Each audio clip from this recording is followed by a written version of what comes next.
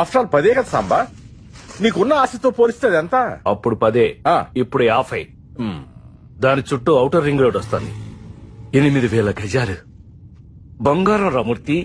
రైటేనయ్యా, కానీ వాడిని డీల్ చేయటమే కొంచెం నా ఆస్తిలో ఎవడో బోర్డు పాతాడు, వాడితో మాట్లాడటానికి నువ్వు భయపడుతున్నావు. పైగా సుప్రీం కోర్టులో లాయర్. నీకు గంటకి ఫీజు. ఇప్పుడు మాడతావా? మాట్లాడు.